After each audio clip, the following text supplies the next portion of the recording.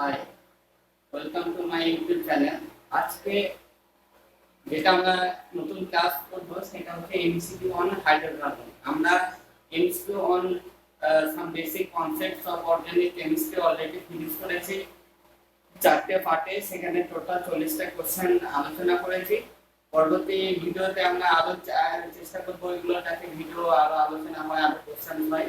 তো আমি next chapter শুরু করছি। একটা চ্যাপ্টারে অনেক মাস থাকলে হবে না। তো আমরা প্রথম যেটা হাইড্রোকার্বনের এমসিকিউ আলোচনা করছি, এটা হচ্ছে ফার্স্ট ক্লাস।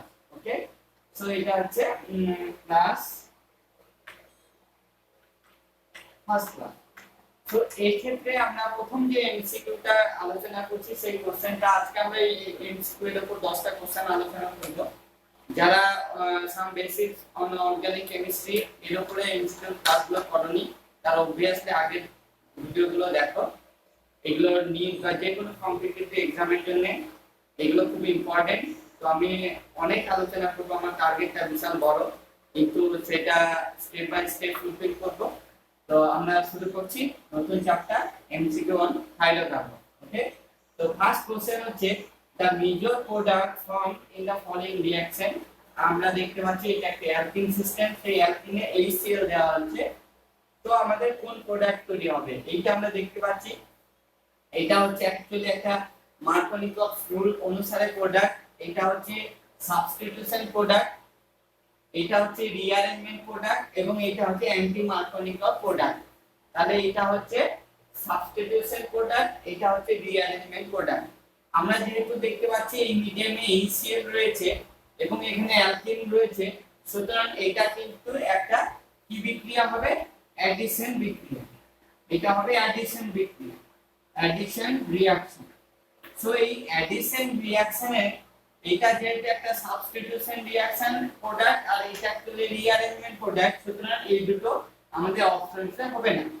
এখন এই অ্যাডিশন, সো এইটা অ্যাকচুয়ালি একটা অ্যাডিশন রিঅ্যাকশন। এই অ্যাডিশন রিঅ্যাকশন কি হতে পারে না মার্কনিকভ রুল অনুসারে হতে পারে, মার্কনিকভ রুল অনুসারে হতে পারে, অথবা হতে পারে অ্যান্টি মার্কনিকভ রুল এই অনুসারে হতে পারে। অর্থাৎ এই অ্যাডিশন রিঅ্যাকশনটা মার্কনিকভ রুল ফলো করে হতে পারে অথবা অ্যান্টি মার্কনিকভ রুল অনুসারে হতে পারে।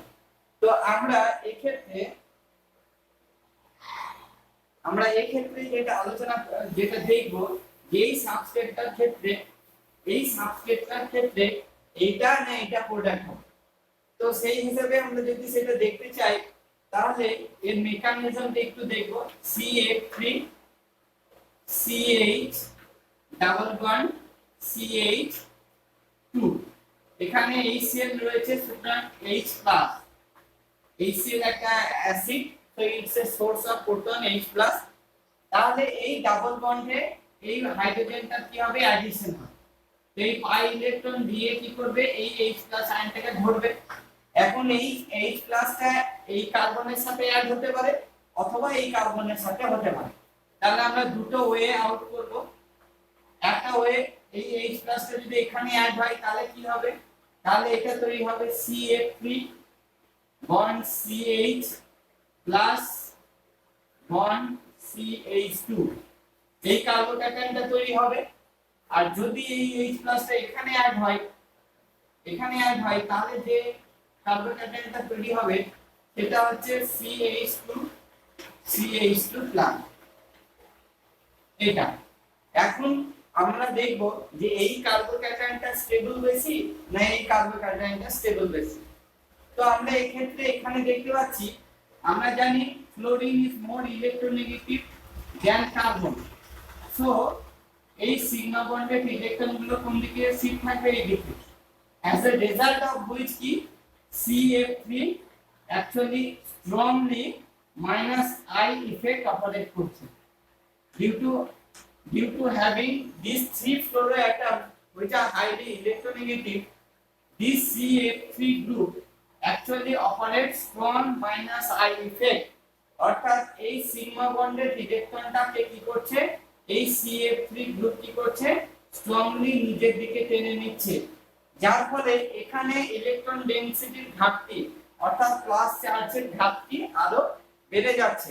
আমরা জানি যে কোনো রেজোনেন্সের কনসেপ্ট থেকে আমরা জানি বা কার্বোক্যাটায়ন থেকেও জানি, যেখানে চার্জের ডেনসিটি কমে যাবে সেটা স্টেবল হয়ে স্টেবিলিটি অ্যাচিভ করবে। এখন এই সিস্টেমটাতে যেহেতু এ মাইনাস আই ইফেক্ট অপারেট করছে, তাই এই সিস্টেম কার্বোক্যাটায়নটা কি হয়ে উঠছে? আনস্টেবল কার্বোক্যাটায়ন হয়ে উঠছে। আনস্টেবল কার্বোক্যাটায়ন হয়ে উঠছে। অপরদিকে কি, এইখানে এই CH3 গ্রুপটা এই কার্বোক্যাটায়নিক সেন্টার থেকে অনেক দূরে থাকার জন্য এই মাইনাস আই ইফেক্টটা এর উপর অপারেট করতে পারছে না।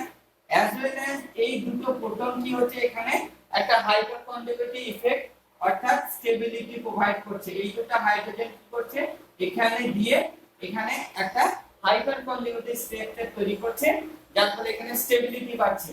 কিন্তু এখানেও হাইপার কনজুগেটিভ আছে, স্টেবিলিটি পাচ্ছে, কিন্তু এটা डायरेक्टली এর সাথে অ্যাটাচ হওয়ার জন্য এ মাইনাস আই ইফেক্ট অপারেট করে এই কার্বোক্যাটায়নটাকে আনস্টেবল করে তুলছে, এবং এই কার্বোক্যাটায়নটা কি stable with respect compare to that of this one. So এটা একটা স্টেবল কার্বোক্যাটায়ন। তাহলে এইটা মিডিয়ামে কি হবে, বেশি তৈরি হবে, এবং এখানে কি হবে, Cl মাইনাস এখানে অ্যাটাচ হবে।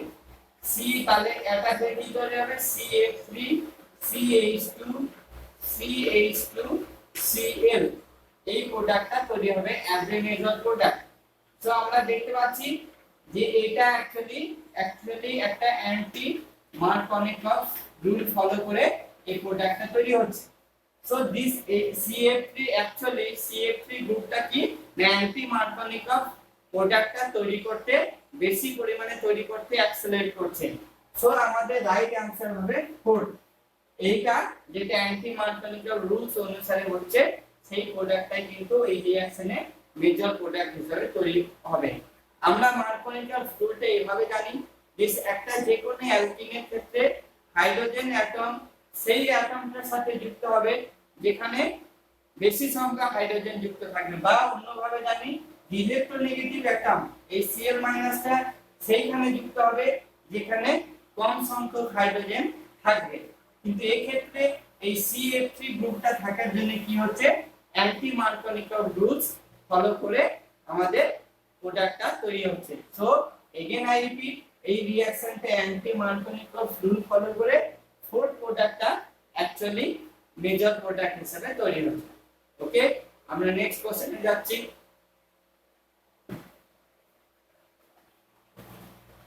ওকে, আমরা এবার দ্বিতীয় কোশ্চেনটা আলোচনা করছি। A hydrocarbon on reductive ozonolysis gives only ethanol and CO2. The hydrocarbon is following this. আমাদের জানতে হবে যে বলা হয়ে গেছে যে ওজোনোলিসিস করা হয়েছে এবং তারপর সেটা রিডাকটিভ ক্লিভেজ করা হয়েছে, অর্থাৎ ভাঙা হয়েছে। তো এই ক্ষেত্রে আমাদের যেটা ওয়ে আউট আমরা জানি, প্রথমে যে প্রোডাক্টগুলো আছে সেই প্রোডাক্টগুলোকে কি করব, আমরা লিখব।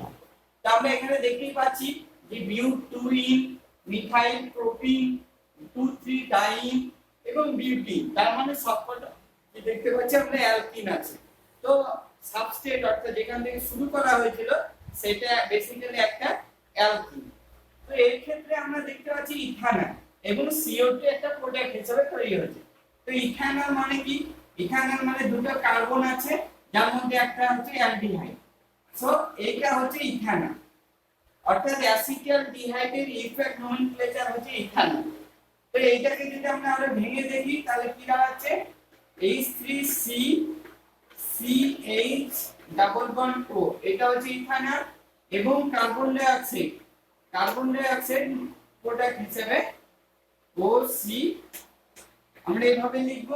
এবং এখানে বলে দেয় যে দুমোল ইথানল তৈরি হচ্ছে, তো এইখান থেকে একটা এবং এখানেও কিন্তু আরেকটা ইথানলকে আমাদেরকে লিখতে হবে। ওকে, সো এইটা যদি আমরা এবার এখান থেকে সাবস্ট্রেটটা তৈরি করব কি হবে, তো এইভাবে যদি আমরা এটাকে লিংক করে দিই অর্থাৎ বাদ দিয়ে দিই, তাহলে যে সাবস্ট্রেটটা ছিল সেই সাবস্ট্রেটটা আমরা কিন্তু পেয়ে যাব। অর্থাৎ এখান থেকে যদি আমরা দেখি তাহলে দেখো CH3 CH double bond C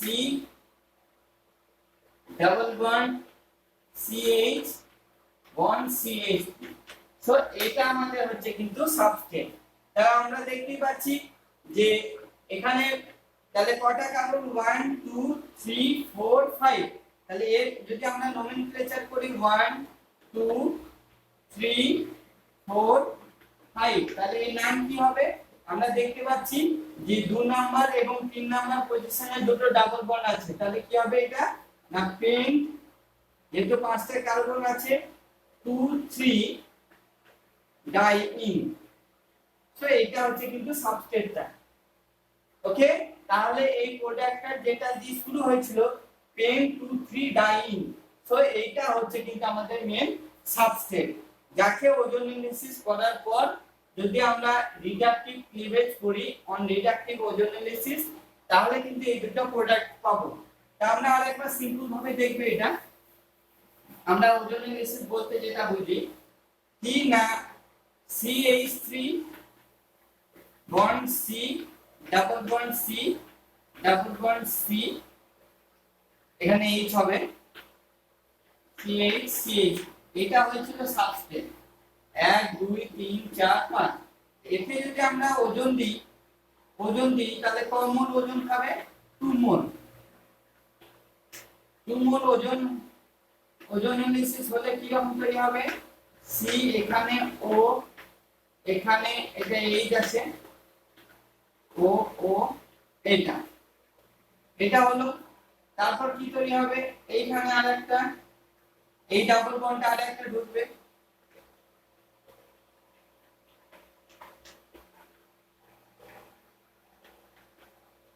এবার এটাকে যদি আমি রিডাকটিভ ক্লিভেজ করি, রিডাকশন করি, তাহলে আমরা জানি এই জায়গাটা এভাবে ক্লিভেজ হয় এবং এটা এভাবে ক্লিভেজ হয়। তাহলে এই জায়গাটা কি হলো? অ্যাসিড, তাহলে 2 এখান থেকে হয়ে গেল 2 মোল অ্যাসিটালডিহাইড CH3C CHO প্লাস এই মাঝে C, এই একটা অক্সিজেন ডাবল বন্ড তৈরি হয়েছে CO2 প্লাস আরেকটা CH3 CHO। সো 2 মোল ইথানল এবং একটা কার্বন ডাই অক্সাইড উৎপন্ন হয়েছে। সো আমাদের সাবস্ট্রেটটা কিন্তু কি হচ্ছে না পেন 2 3 ডাইইন। সো আমাদের কারেক্ট অ্যানসার ইজ 3। 3 নাম্বারটা হচ্ছে কিন্তু আমাদের এই বিক্রিয়াটার ক্ষেত্রে, এই কোশ্চেনটার ক্ষেত্রে কিন্তু রাইট অ্যানসার। ওকে, তো আমরা নেক্সট কোশ্চেনে চলে যাব। ওকে, আমরা নেক্সট কোশ্চেনে চলে আসবো। তাই কোশ্চেনটা হচ্ছে which of the following is the strongest ortho para directing group। এখন আমরা জানবো যে অর্থো প্যারা ডিরেক্টিং গ্রুপ কারা। যদি এটা একটা বেনজিন গ্রুপ হয়, এটা বেনজিন একটা বেনজিন, তাহলে এই পজিশন এই রেসপেক্টে এটাকে অর্থো বলা আছে, এটাকে মেটা বলা আছে, এটাকে প্যারা, এটা মেটা, এটা অর্থো। সো দুটো অর্থো আছে, একটা প্যারা এবং দুটো মেটা গ্রুপ পজিশন আমরা দেখতে পাচ্ছি বেনজিন রিং। এখন কোন ফাংশনাল গ্রুপ যদি এখানে থাকে এবং সে বেনজিন রিং এর দিকে ইলেকট্রন ডেনসিটি ঠেলে দেয়, অর্থাৎ -i ইফেক্ট অপারেট করে, এইদিকে যদি ঠেলে দেয়, তাহলে এখানে থেকে রেজোনেন্স অনুসারে কি হবে? এখানে ইলেকট্রন ডেনসিটি আসবে,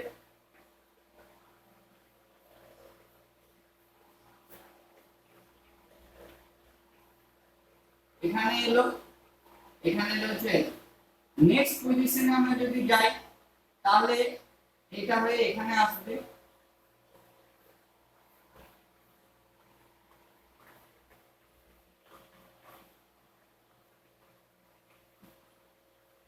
এর একটা হলো, এ আবার যদি এখানে দেয় এবং এটা ভাঙে, তো নেক্সট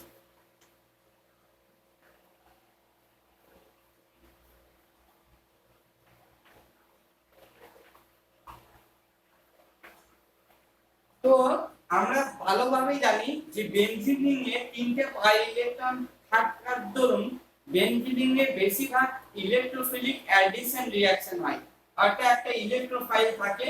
আমরা জানি ইলেকট্রোফাইলকে E+ দ্বারা ডেজিগনেট করা হয়। তো এই বেনজিন রিংয়ে ইলেকট্রন ডেনসিটি বেশি থাকার জন্য এই বেনজিন রিং কি করতে পারে? তার পাই ইলেকট্রনকে ইউজ করে কোন একটা ইলেকট্রোফাইলকে ধরতে পারে। তাই ইলেকট্রোফিলিক অ্যাডিশন রিঅ্যাকশন হচ্ছে অ্যারোমেটিক রিঅ্যাকশনে অ্যারোমেটিক সিস্টেমের কিন্তু একটা খুব ন্যাচারাল রিঅ্যাকশন।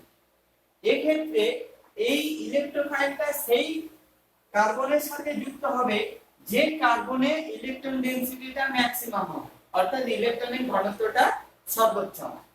তা যদি কোনো গ্রুপ ভেতর দিকে ইলেকট্রন ঠেলে দেয়, তাহলে দেখতে পাচ্ছি যে সে দুটো, একটা অর্থ, এই অর্থ এবং প্যারা, তাহলে কোনো একটা যদি ইলেকট্রন ডোনেটিং গ্রুপ থাকে, যেটা ইলেকট্রন ডোনেট করছে রিং এ, তারা জেনারেলি কি হিসাবে বিহেভ করছে, অর্থ প্যারা ডিরেক্টিং গ্রুপ হিসাবে কাজ করছে।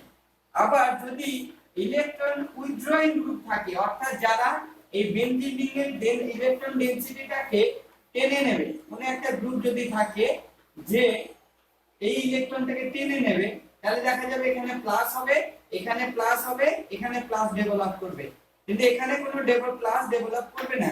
তার মানে এখানে এবং এখানে ইলেকট্রন ডেনসিটিটা কি হবে, ইলেকট্রন ডেনসিটি কিন্তু ম্যাক্সিমাম থাকবে। ওকে, ইলেকট্রন ডেনসিটি ম্যাক্সিমাম থাকবে। তাহলে ইলেকট্রন উইথড্রয়িং গ্রুপ যদি থাকে, তাহলে সে কিন্তু মেটা ডিরেক্টিং গ্রুপ হবে। অর্থাৎ যদি ইলেকট্রন ডোনেটিং গ্রুপ থাকে, অর্থাৎ সেই গ্রুপটা যদি অ্যারোমেটিক রিং এ ইলেকট্রন ডেনসিটি বাড়িয়ে দেওয়া, ঠেলে দেওয়ার প্রবাবিলিটি থাকে, তাহলে সেই গ্রুপটা অর্থো প্যারা ডিরেক্টিং গ্রুপ হিসেবে কাজ করবে। কারণ সেই অর্থো প্যারা ডিরেক্টিং গ্রুপ হিসেবে কেন কাজ করবে, কারণ সেই গ্রুপটা ইলেকট্রন ঠেলার ফলে অর্থ, দুটো অর্থ এবং প্যারা পজিশনে ইলেকট্রন ডেনসিটি বেড়ে যাবে এবং ইলেকট্রোফাইলের সেই জায়গায় অ্যাটাচ হওয়ার চান্সটা বেড়ে যাবে। তার জন্য কোন ইলেকট্রন ডোনেটিং গ্রুপ হলে সেটা অর্থো প্যারা ডিরেক্টিং গ্রুপ হিসেবে কাজ করবে, আর ইলেকট্রন উইথড্রয়িং গ্রুপ হলে সেটা কিন্তু মেটা ডিরেক্টিং গ্রুপ হিসেবে কাজ করবে। তা আমরা এটা দেখতে পাচ্ছি, এটা অ্যাকচুয়ালি ইলেকট্রন উইথড্রয়িং গ্রুপ, এটা ইলেকট্রন উইথড্রয়িং গ্রুপ টেনে নেয়, এটা ইলেকট্রন উইথড্রয়িং গ্রুপ, এটা কিন্তু ইলেকট্রন ডোনেটিং গ্রুপ। সো এটাই একমাত্র কিন্তু অর্থো প্যারা ডিরেক্টিং গ্রুপ হিসাবে কিন্তু কাজ করবে বা স্ট্রংগেস্ট। জেনারেলি তাহলে কি হলো যে এই ইলেকট্রন ডোনেটিং গ্রুপটা অর্থো প্যারা ডিরেক্টিং গ্রুপ হিসাবে কাজ করবে। সুতরাং এইটাই এই এমসিকিউটা এটা শেখা ছিল যে আমরা এই নাইট্রো কি হচ্ছে, এরা ইলেকট্রোনেগেটিভ অ্যাটম যদি বেশি থাকে তাহলে তারা কি করে, ইলেকট্রন টেনে নেওয়ার চান্স বেশি থাকে।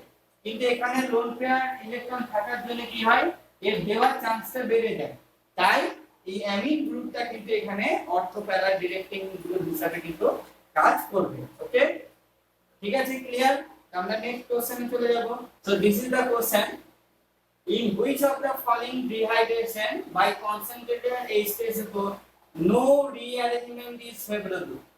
So these are the systems we can see: the cyclopropyl system, cyclobutyl system, cyclohexyl system, and it's also cyclohexyl system. So what is the question? Question is that which of the following during the dehydration of concentrated dehydration by concentrated H2SO4 no, there is no possibility of rearrangement. Now what happens during dehydration process by concentrated H2SO4? You can have a look. Okay, if let's say simple system CH3 CH2 OH, if you put it concentrated H2SO4, then what happens? H2SO4 actually dissociate into H plus HSO4 minus. So that proton actually protonate this hydroxo group CH2OH H plus. It will capture the proton like that way.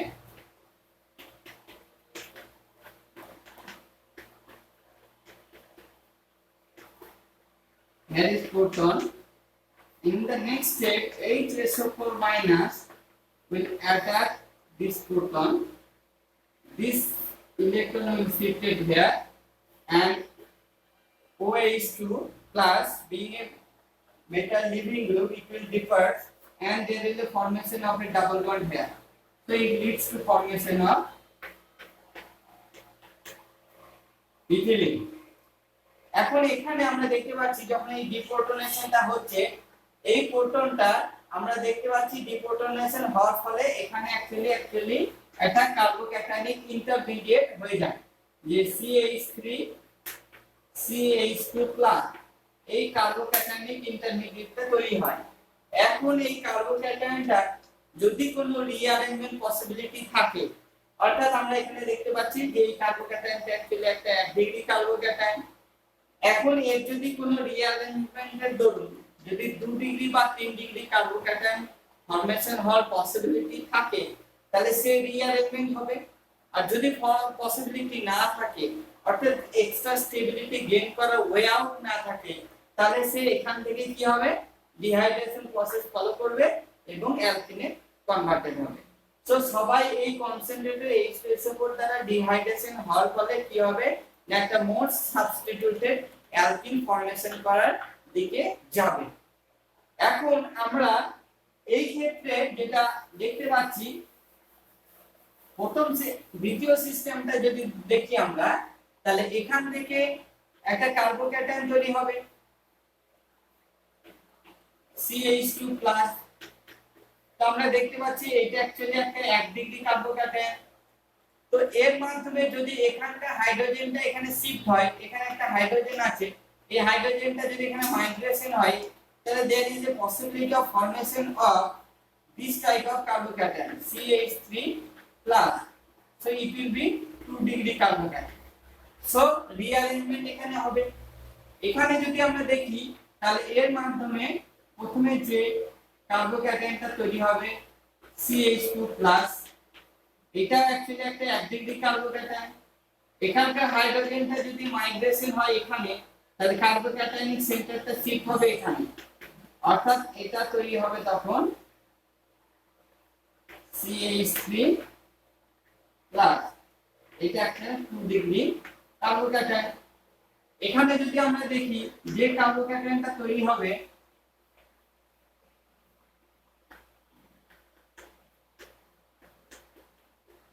এটা plus, এটা actually 2 degree carbocation. কিন্তু এই methyl গ্রুপটা যদি এখানে shift হয়, তাহলে যেটা তৈরি হবে,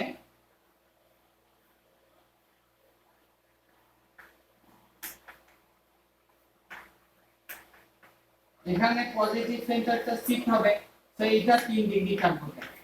তো আমরা দেখতে পাচ্ছি যে সব জায়গাতে 1 ডিগ্রি কার্বোক্যাটায়ন, এখানে 2 ডিগ্রি কার্বোক্যাটায়ন হচ্ছে, এবং যদি রিঅ্যারেঞ্জমেন্ট হয় তাহলে তারা কিন্তু মোর stable carbocation 2 degree 3 degree carbocation formation হওয়ার একটা পসিবিলিটি থাকছে, তাই এরা রিঅ্যারেঞ্জমেন্ট যাবে।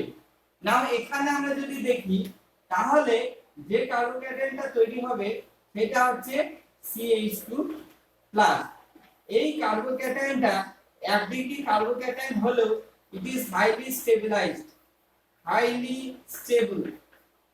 এবার কেন হাইলি স্টেবল এটা, কারণ হচ্ছে এখানকার সিগমা ইলেকট্রনটা এখানে শিফট হয়ে একে অ্যাকচুয়ালি রেজোন্যান্স স্টেবিলিটি প্রোভাইড করছে।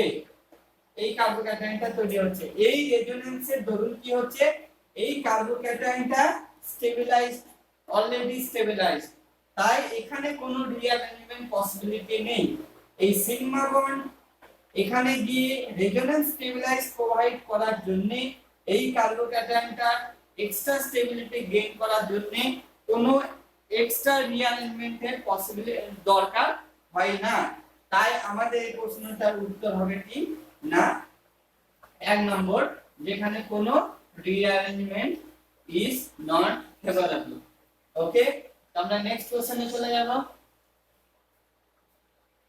ওকে, next question, which of the following is most reactive towards electrophilic substitution reaction? Now again, what is electrophilic substitution reaction? আমি আগে বলেছি যে অ্যারোমেটিক সিস্টেমে হাই ইলেকট্রন ডেনসিটি থাকার জন্য এরা কি হয় না, ইলেকট্রোফিলিক অ্যাডিশন আর ইলেকট্রোফিলিক সাবস্টিটিউশন রিঅ্যাকশনে এদের যাওয়ার পসিবিলিটি কিন্তু বেশি। তো সেই ক্ষেত্রে কি হয় না, এই ইলেকট্রন ডেনসিটিটা প্রথমে একটা ইলেকট্রোফাইল অ্যাড হবে, সেই ইলেকট্রোফাইলটা একে অ্যাটাক করবে। তো এই যে অ্যাটাকটা, অর্থাৎ ইলেকট্রোফাইল যেখানে একটা ইলেকট্রন ডাউন সেন্টার সেটাতে কি হচ্ছে, এই বেনজিন রিংটা আগে ইলেকট্রোফাইলটাকে ধরছে। তো এই ক্ষেত্রে আমি বারবার বলছি, এই বেনজিন রিং এ ইলেকট্রন ডেনসিটি যত বেশি হবে তত কিন্তু এটাকে ধরার চান্সটা বেশি হয়ে যাবে বা মোর রিঅ্যাক্টিভ হবে toward this electrophilic substitution reaction. Clear? তাহলে আমি যদি বেনজিন রিং এ কোনো একটা এক্সট্রা গ্রুপ অ্যাটাচ করি, যে গ্রুপটা এই বেনজিন রিং এ ইলেকট্রন ডেনসিটি বাড়িয়ে দেবে, সে কি করবে, ইলেকট্রোফিলিক সাবস্টিটিউশন রিঅ্যাকশনটা বেশি যাবে। তো এইটা একটা আইডিয়াল সিস্টেম। আমরা যদি এই দুটো আলোচনা করি, তাহলে যেখানে NH2 গ্রুপ আছে সেই NH2 গ্রুপটা মাইনাস R ইফেক্ট অপারেট করে কি করছে, ইলেকট্রন ডেনসিটি এখানে বাড়িয়ে দিচ্ছে।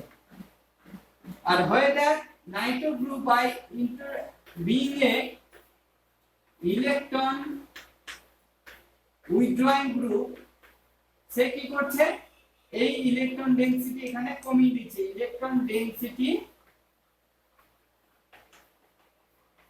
ডিক্রিজেস এখানে। আর এখানে ইলেকট্রন ডোনেটিং গ্রুপ থাকার জন্য কি হচ্ছে, ইলেকট্রন ডেনসিটি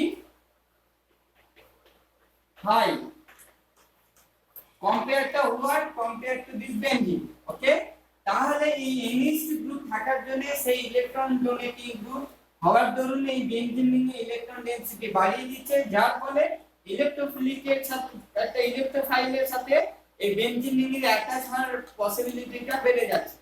তাই এই ক্ষেত্রে এই অ্যামিন অর্থাৎ অ্যানিলিনটা কি হবে না, ইলেকট্রোফিলিক সাবস্টিটিউশন রিঅ্যাকশনের প্রতি বেশি রিঅ্যাক্টিভ হবে rather than this nitro group, rather than this benzene group.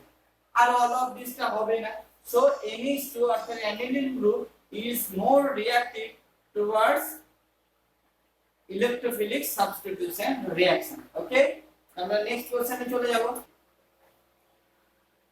The next question is there, Kolbe electrolytic method can be applied on aqueous solution of among which of these? So first of all, in Kolbe electrolytic method, what is the substrate? The substrate is that potassium salt or carboxylic acid.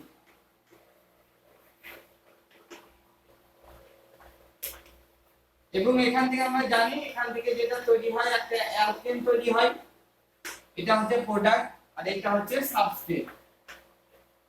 যে substrate এটা হচ্ছে product. So Kolbe electrolytic মেথডে substrate হচ্ছে একটা potassium salt of carboxylic acid. It may be saturated acid, it may be unsaturated acid, may be anything. So from which we can see all these are the potassium salt of carboxylic acid. So this all 1, 2, 3 all can apply for Kolbe electrolytic method to synthesize an alkane. Okay, so the correct answer will be all of these. Okay, so আমরা next question এ চলে যাব। Okay, the next question is, propanol and pentanthreone are the ozonolysis products of an alkane হবে alkene. What is the effect name of the alkene? তো আমাদেরকে প্রথম জানতে হবে what is propanol. We know this is propanol, CH3 CH2 CH2. This is the propanol. And pentanthreone, how we can write it? 1 2 3 4 and 5. 1 2 3. So this is on CH3 CH2 CH2 CH3. This is pentanthreone and this is propanol. What are the, now আমরা যদি এটাকে দেখি তাহলে কি হবে, আমরা দুটো double বন্ডকে পাশাপাশি রাখবো, CH3 CH2 CH double bond O plus C double bond O উপরে CH2 CH3 নিচে CH2 CH, তাহলে এটাকে যদি আমরা বাদ দিই, এই জায়গাটা যদি বাদ দিই অ্যাটাচ করে দিই, তাহলে আমাদের প্রোডাক্টটা কি দাঁড়াবে? যদি আমরা এবার এটাকে মুছে দিই, CH2 দেন আমাদের প্রোডাক্টটা আমাদের অ্যালকিনটা হবে CH3 CH2 C double bond H double bond C, এদিকে যদি দিই CH2 CH3, ওকে, আর এখানে একটা হয়ে যাবে CH2 CH, তাহলে আমাদের না কোন দিক থেকে হবে 1 2 3 4 5 6, এদিকে হবে না, কারণ তাহলে ডাবল বন্ডটা বেশি নাম্বার পাবে। তো আমরা দেখতে পাচ্ছি এটা 3 নাম্বার পজিশনে ইথাইল আছে, তাহলে প্রথম সাবস্টিটিউট, হ্যাঁ ইথাইল নোমেনক্লেচার নিয়ে যদি তোমাদের কোনো প্রবলেম থাকে তাহলে ইথাইল নোমেনক্লেচারে আমার ভিডিও অলরেডি করা আছে, তোমরা সেই ভিডিওগুলো দেখবে, খুব সুন্দরভাবে এবং পিডিএফ এ অ্যাটাচ করা আছে হ্যান্ড রিটেন নোটস, সেগুলো দেখলে তোমরা খুব ইজিলি কিন্তু ইথাইল নোমেনক্লেচারটা শিখে ফেলবে। তো আমি আর সেই বিস্তারিত যাচ্ছি না সেই নিয়মে, তাহলে এই 3 নাম্বার পজিশনে সাবস্টিটিউশনটা রয়েছে, সো 3 ইথাইল এবং কয়টা কার্বন 6টা, 3 ইথাইল হেক্স এবং ডাবল বন্ডটা আছে 3 নাম্বার পজিশনে হেক্স 3 ইন, তাহলে আমরা যেটা মিলছে 2 নাম্বার, তো 2 নাম্বারটা হচ্ছে correct answer, that is the alkene will be 3 ethyl hex 3 in, okay, this is the alkene. Next question is Grignard reagent produces alkane if it reacts with phenol, carboxylic acid, amine or all of these. তো এই ক্ষেত্রে আমরা জানি Grignard reagent হচ্ছে RMGX, এটা হচ্ছে Grignard reagent. So what is the speciality about Grignard reagent? এই আরটা হচ্ছে মাইনাস এবং এই পার্টটা হচ্ছে প্লাস, সো এখানে এই যে অ্যালকাইল গ্রুপটা থাকে সেই অ্যালকাইল গ্রুপটা নেগেটিভলি চার্জ থাকে এবং এটা অ্যাকচুয়ালি একটা নিউক্লিওফাইল হিসেবে বিহেভ করে, নিউক্লিওফাইল হিসেবে বিহেভ করে, so it can attacks any active hydrogen, remember this one, যদি কোনো একটা অর্গানিক কম্পাউন্ডে অ্যাক্টিভ হাইড্রোজেন থেকে থাকে তাহলে এই নিউক্লিওফাইলটা আগে সবচেয়ে আগে কি হবে তার সাথে অ্যাটাচ হবে, ওকে। তা আমরা এখানে জানি যে ফেনল